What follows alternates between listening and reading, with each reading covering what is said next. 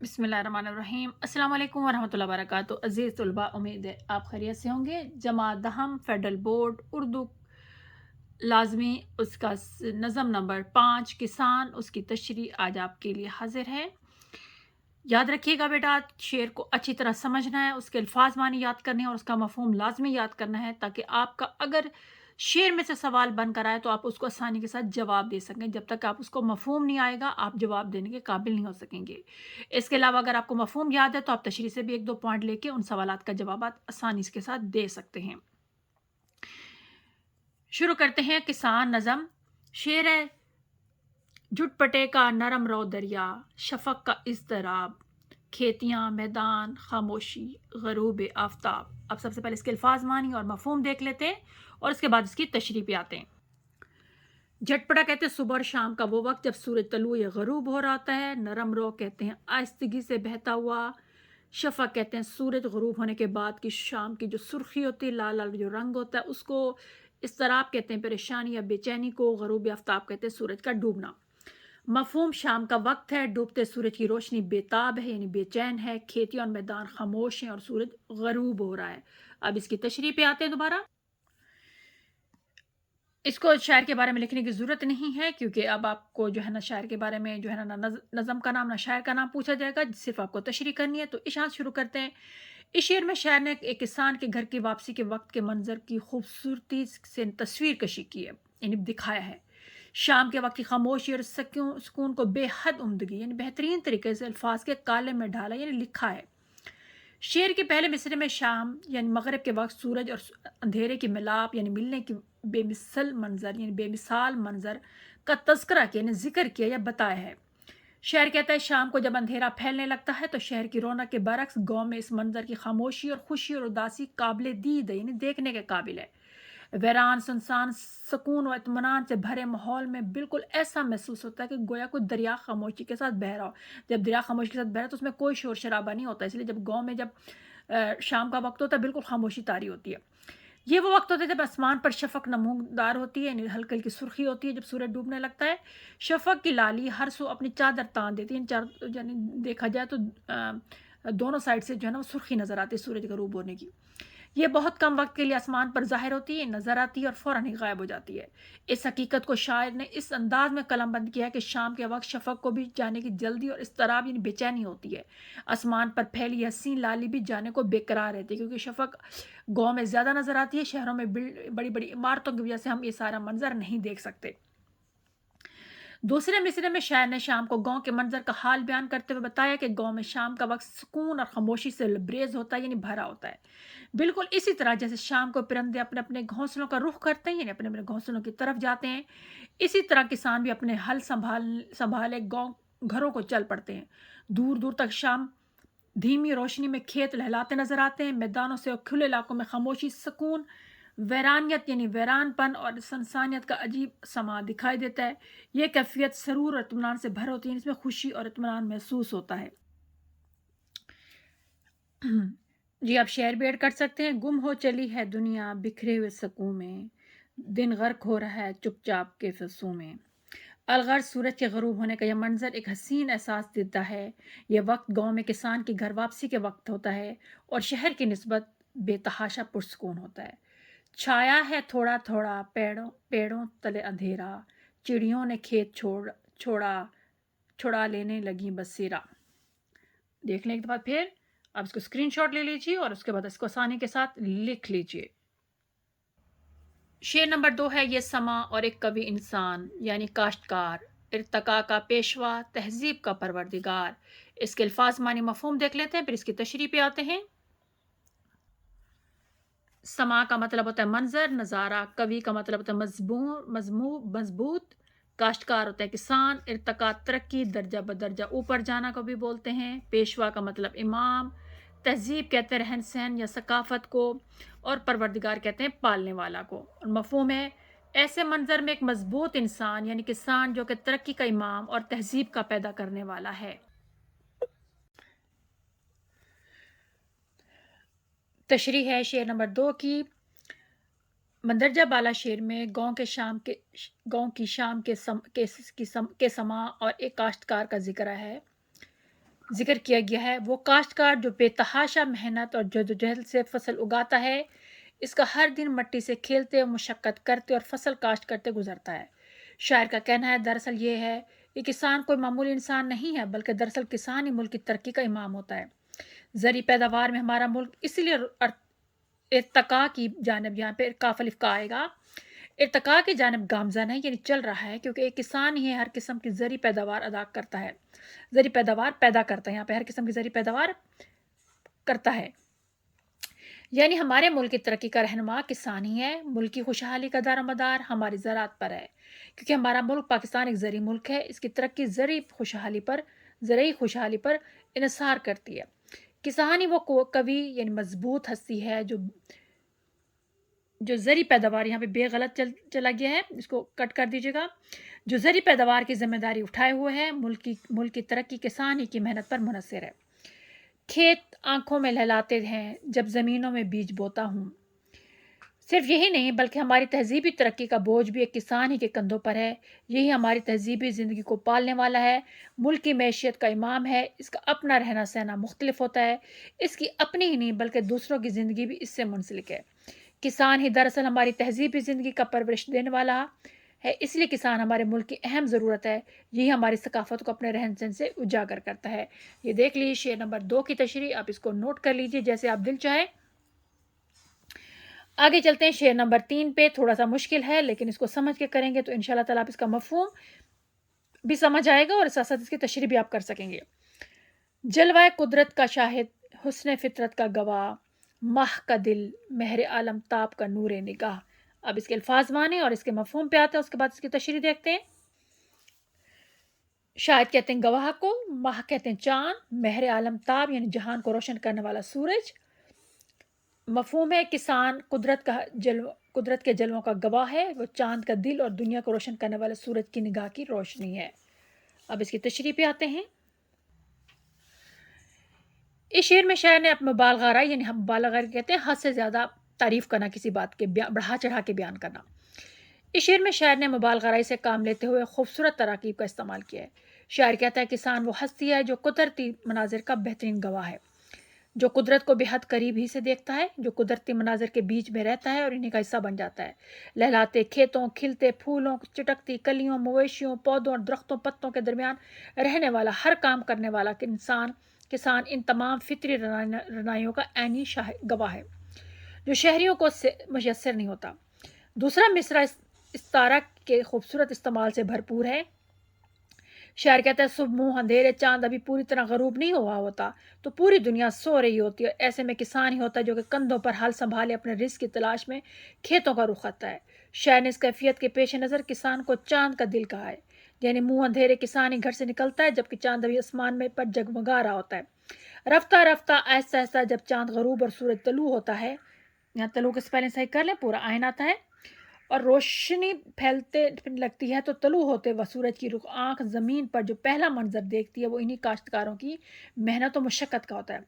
طلوع آفتاب یعنی سورج نکلنے اور غروب ماہ یعنی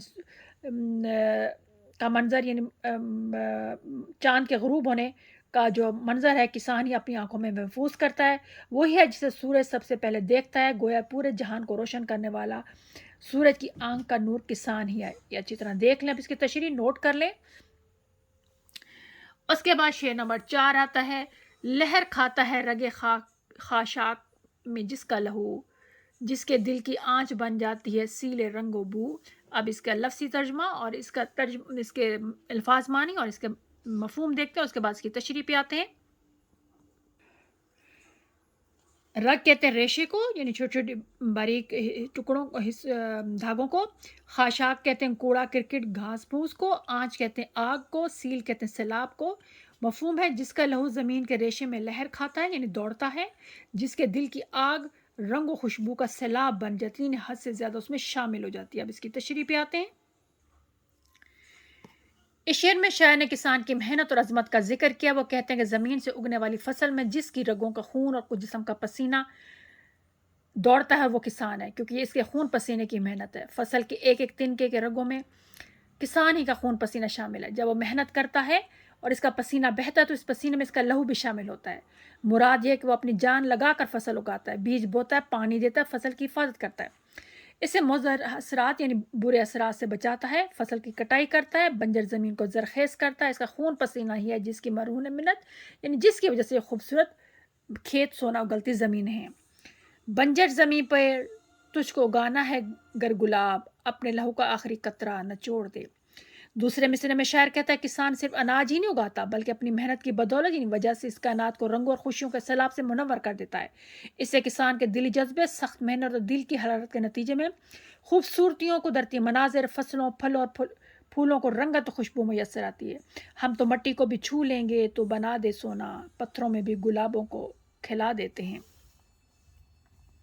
شعر نمبر 5 ہے، دوڑتی ہے رات کو جس کی نظر افلاک پر، دن کو جس کی انگلیاں رہتی ہیں نبض خاک پر۔ پہلے آپ اوپر والا اچھی طرح دیکھ لیں، چاہے اس کا اسکرین شاٹ لے لیں، اس کے بعد آرام سے بیٹھ کے لکھ لیں یا پاز لگا کے لکھ لیں، وہ آپ کے جیسے آپ کو آسانی ہو آپ کے لیے۔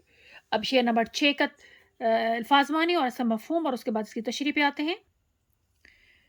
افلاک فلک کی جمع آسمان، مفہوم جس کی نظر رات کو آسمان پر دوڑتی ہے اور دن کو اس کی انگلیاں خاک کی نبض پر رہتی ہیں یعنی زمین کو دیکھتی رہتی ہیں، اس کے حالات کا جائزہ لیتی رہتی ہیں۔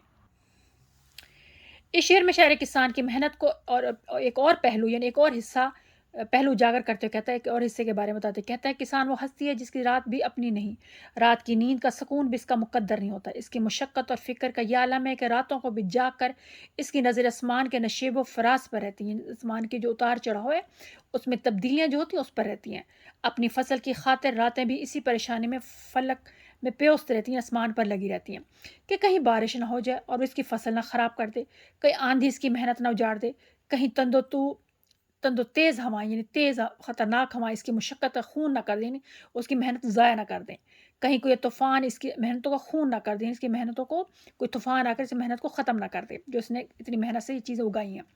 وہ اس فکر میں راتوں کو بھی آنکھ بند کر کے نہیں کرتا، وہ ان سب کے تحفظ کے لیے مناسب اقدام کرتا ہے۔ صرف راتیں ہی نہیں بلکہ اس کی فکر دن کو بھی قائم رہتی ہے، مٹی اور کھیت کی حفاظت اور نمو اسے دن کو بھی کام کرنے پر مجبور کرتی ہے۔ وہ زمین پر خاک میں کھیلتا ہے یعنی مٹی سے کھیلتا ہے، اپنی فصل کے لیے زمین بیج تیار کرنا، بیج بونا، ہل چلانا، یہ سب کام مٹی سے منسلک ہیں، جڑے ہیں، یعنی وہ زمین کی حالت و کیفیت کا مسلسل جائزہ لیتا رہتا ہے۔ وہ دیکھتا ہے کہ زمین سیراب ہے یا خشک ہے یا کاشت کے لیے تیار ہے یا نہیں، وہ ان تبدیلیوں کا جائزہ لے کر مناسب اقدامات کرتا ہے۔ گویا کسان کی راتیں آسمان کو طواف کرتے اور دن مٹی میں کام کرتے بسر کرتا ہے۔ اس لیے کسی نے کیا خوب کہا ہے، بنجر زمین پر تجھ کو اگانا ہے گر گلاب، اپنے لہو کا آخری قطرہ نچوڑ دے۔ شعر نمبر 6 ہے، سرنگوں رہتی ہیں جس سے قوتیں تخریب کی، جس کے بوتے پر لچکتی ہے کمر تہذیب کی۔ اب اس کے الفاظ معنی دیکھ لیتے ہیں، مفہوم دیکھ لیں اور اس کی تشریح پر آتے ہیں۔ سرنگوں رہنا سر جھکائے رکھنا، مغلوب ہونا تخریب، خراب کرنا برباد کرنا ہوتا ہے، تخریب کا مطلب ہوتا ہے خراب کرنا برباد کرنا، بوتا کا مطلب ہوتا ہے طاقت یا ہمت، تہذیب کا مطلب ہوتا ہے انسانیت، شائستگی، معاشرے میں رہن سہن کا طریقہ۔ مفہوم کسان کی وجہ سے تخریب کی قوتیں اپنے سر کو جھکائے رکھتی ہیں یعنی کوئی برباد نہیں کرتا، کوئی طاقتیں آ کے جو ہے ہنگامہ نہیں کرتی اور اسی کی ہمت پر تہذیب پھلتی پھولتی رہن سہن کا انداز بہتر ہوتا ہے۔ اب اس کی تشریح پہ آتے ہیں۔ تشریح، اس شعر میں شاعر نے کسان سے متعلق چند اہم باتوں کو زیر بحث لایا ہے۔ اس شعر کے پہلے مصرعے سے وہ 2 مفہوم حاصل ہوتے ہیں۔ پہلے کسان کی مصروفیت اور ہمہ وقت یعنی ہر وقت کی مشقت سے اسے ہر قسم کے برے خیالات سے پاک رکھتی ہے، کسی بھی فضول خیال کو قریب نہیں بھٹکنے دیتی، خالی دماغ شیطان کا گھر ہوتا ہے، لیکن کسان ہر وقت اتنا مصروف ہوتا ہے کہ اس کا دماغ کسی شیطانی خیال کو جگہ نہیں دیتا۔ اس کی مصروفیت دماغی انتشار یعنی دماغ کے جو کشمکش اور توڑ پھوڑ کو ختم کر دیتی ہے۔ کسان ایک ایسی قابل قدر اور مفید ہستی ہے کہ اس کی بدولت یعنی اس کی وجہ سے منفی قسم کے شرپسند قوتیں یعنی جو فساد پھیلانے والی طاقتیں ہوتی ہیں وہ مغلوب رہتی ہیں، جھکی رہتی ہیں، وہ آگے نہیں آنے پاتی۔ اس کی صورت یہ ہے کسان کی بدولت ملک کی پیداوار اور آمدنی میں اضافہ ہوتا ہے، قومی خزانہ مستحکم یعنی مضبوط ہوتا ہے، جس کی وجہ سے ملک کی انتظام اور نظم و نسق بہتر ہوتا ہے، جرائم اور تخریب کاری کا سدباب ہوتا ہے یعنی خاتمہ ہوتا ہے۔ اس کے علاوہ ہماری معیشت، ثقافت اور تہذیب کا انحصار بھی کسان کی محنت پر ہے۔ کسان جو گندم اگاتا ہے اسے باہر بھجوا کر ہم بھاری زر مبادلہ کماتے ہیں، جس سے ہماری معیشت، تہذیب کا ارتقا ہوتا ہے، اس لیے پاکستان کو زرعی ملک کہا جاتا ہے۔ ہماری تہذیب کا دار و مدار زراعت یعنی کسان کی محنت پر ہے۔ اپنے لہو سے سینچوں گا بنجر زمین کو میں، محنت سے ہی جگاؤں گا یہ سوئے بھاگ میں۔ شعر نمبر 7 ہے، جس کے بازو کی صلابت پر نزاکت کا مدار، جس کے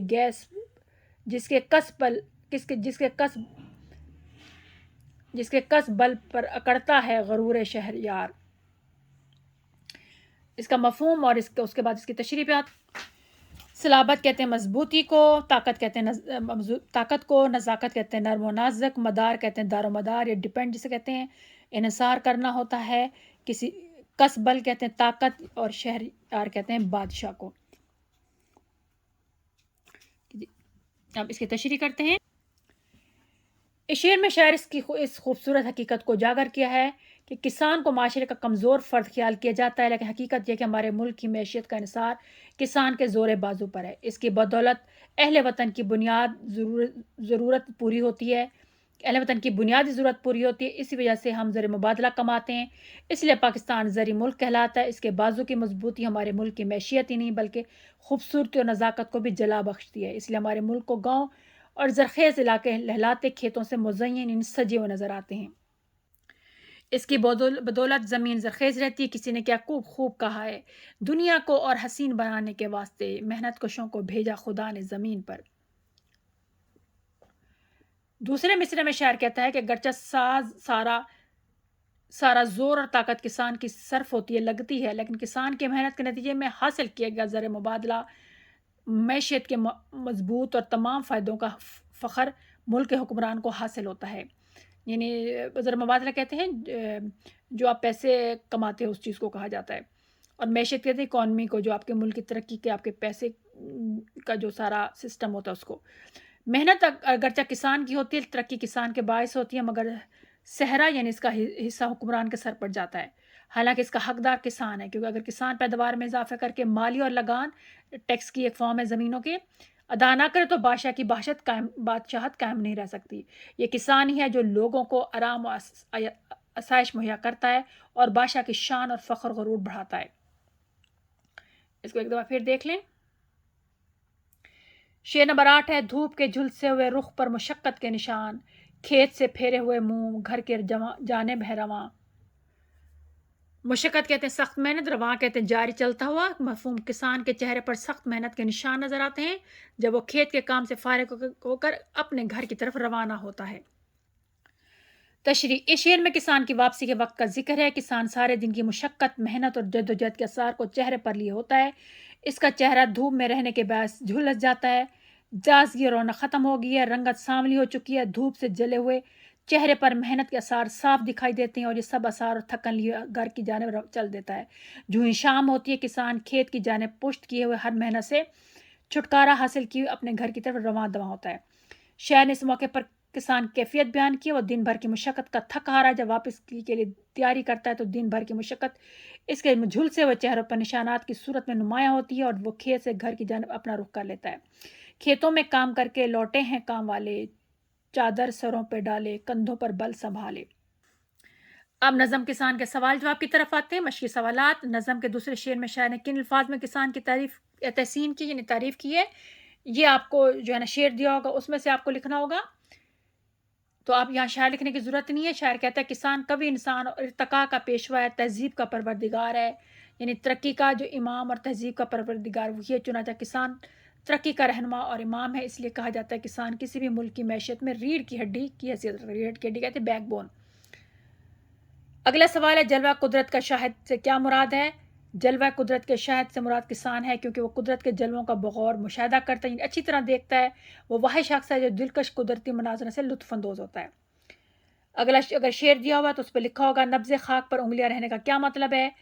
اس سے مراد ہے کسان کھیت کا کسی ماہر طبیب کی طرح جائزہ لیتا ہے، یعنی ایکسپرٹ جو ڈاکٹر ہوتا ہے اس کی طرح زمین کی کھدائی کرتا ہے اور اناج اگانے کے قابل بناتا ہے، اور یہ دیکھتا ہے کہ زمین میں سیراب کرتا ہے، یہ خشک ہے، کاشت کے لیے تیار ہے یا نہیں، اور وہ ان تبدیلیوں کا جائزہ لے کر مناسب اقدام کرتا ہے۔ نیکسٹ سوال ہے، شاعر نے کسان کے جو گھر لوٹنے کی تصویر کشی کی ہے اسے 2 سطور میں لکھے۔ یہ شعر دیا ہوگا اس کو آپ نے اس طرح ایکسپلین کرنا ہے کسان سارا دن اپنے کھیتوں میں سخت محنت کرتا ہے، جس کے نتیجے میں وہ تھک جاتا ہے۔ غروب آفتاب یعنی سورج غروب ہونے کے وقت جب وہ ہر طرف اندھیرا چھا رہا ہوتا ہے، وہ دھوپ کے جھلسے ہوئے چہرے پر مشقت کے نشان کے ساتھ منہ پھیرے گھر کی طرف رواں ہے، یعنی واپس آ رہا ہے۔ دھوپ سے جھلسے یعنی سارا دن دھوپ میں رہنے کے بعد اس کا چہرہ ہلکا سا رنگ کالا ہو جاتا ہے۔ اگر یہ شعر دیا اور اس میں ارتقاء کا ذکر ہے تو آپ اس کا سوال ہوگا شاعر نے کیسے ارتقاء کا پیشوا ہے؟ تو اس کا جواب ہے شاعر نے کسان کو ارتقاء کا پیشوا کہا ہے۔ شاعر نے کسے ارتقاء کا پیشوا کہا ہے؟ شاعر نے کسان کو ارتقاء کا پیشوا کہا ہے، یعنی ترقی کا امام کہا ہے، کیونکہ جس ملک کا کسان محنتی اور خوشحال ہوگا وہ ملک درجہ بدرجہ ترقی کی منازل طے کرے گا اور ابا میں عروج تک پہنچے گا، یعنی ترقی کرے گا۔ پھر یہ شعر دیا ہوگا اور اس میں لکھا ہوگا کون سی قوتیں کسان سے سرنگوں رہتی ہیں؟ تخریب کی قوتیں، یعنی وہ لوگ جو فساد پھیلاتے ہیں، ان کی جو طاقتیں ہوتی ہیں وہ کسان سے سرنگوں رہتی ہیں، کسان کی وجہ سے وہ جھکی رہتی ہیں، ان میں ہمت نہیں ہوتی کیونکہ لوگوں کو نوکریاں مل چکی ہوتی ہیں تو زیادہ غلط کام حرکتیں نہیں کرتے۔ کسان یہ لفظ صحیح کرتے ہیں، یہ کسان لکھا ہوا ہے۔ کسان کی بدولت ملک کی پیداوار اور آمدنی میں اضافہ ہوتا ہے، قومی خزانہ مستحکم ہوتا ہے، جس سے ملک کی انتظام اور نظم و نسق بہتر ہوتا ہے، اس لیے جرائم اور تخریب کاری کا سد باب یعنی خاتمہ ہوتا ہے۔ ظاہر جب قومی خزانہ مستحکم ہوگا، ملک میں ترقی ہوگی، نظم و نسق بہتر ہوگا، پولیس کا نظام بہتر ہوگا، لوگ چوریاں کم کریں گے، اپنے محنت کر کے کمائیں گے تو پھر تخریب کاری نہیں ہوگی۔ اگلا سوال ہے کھیت سے منہ پھیر کر کسان کہاں جاتا ہے؟ یہ شعر لکھا ہوگا، اس میں سوال ہوگا کھیت سے منہ پھیر کر انسان اپنے گھر جاتا ہے۔ پھر آخری شعر اگر اس طرح دیا ہوا ہے کہ اس میں اس شعر میں کون سی 5 چیزوں کا ذکر ہے، تو نظم کے اس شعر میں دھوپ کا ہے، کھیت کا ہے، گھر کا ہے، مشقت، جھلسے، رخ اور منہ کا ذکر ہے۔ امید ہے آپ کو یہ اچھی طرح سمجھ آ گیا ہوگا۔ اس کے بعد اس میں اہم چیز جو میں آپ کو یہ دکھاتی چلوں کہ صوتی مشابہت، جس میں آپ کے زبانی الفاظ بھی شامل ہو سکتے ہیں کہ علم کے 2 مطلب ہوتے ہیں، علم 2 لفظ ہوتے ہیں، جیسے صرف سپیلنگ کی وجہ سے تھوڑا سا ہجوں کا تھوڑا سا فرق ہوتا ہے۔ علم کہتے ہیں دکھ، رنج، تکلیف، دوسرا علم کہتے ہیں جھنڈا یا پرچم کو۔ باز کا مطلب ہوتا ہے کئی یا چند، دوسرے باز کا مطلب ہوتا ہے ایک پرندہ یا منع کرنا ہوتا ہے۔ پارا کا مطلب ٹکڑا یا حصہ ہوتا ہے، اور دوسرا پارا جیسے ہم تھرمامیٹر میں استعمال ہوتے ہیں اس کے لیے ایک سیال دھات کا نام اس کا اردو میں ہوتا ہے۔ روزہ کہتے ہیں صوم کو، اسلام کا تیسرا رکن ہے، اور دوسرا روزہ کہتے ہیں باغ کو۔ کاش کہتے ہیں ٹکڑے کو، حصے کو، جیسے میں نے سیب کی کاشے کی ٹکڑے کیے، اور دوسرا کاش کا مطلب افسوس کلمہ کاش میں محنت کرتا۔ تو امید ہے آپ کو اچھی طرح یہ سمجھ آ گیا ہوگا کسان نظم۔ تو اس کا سوال جواب، اللہ تعالیٰ آپ لوگوں کے علم رزق میں برکت عطا فرمائے اور دین و دنیا کی بھلائی عطا فرمائے۔ السلام علیکم ورحمۃ اللہ وبرکاتہ۔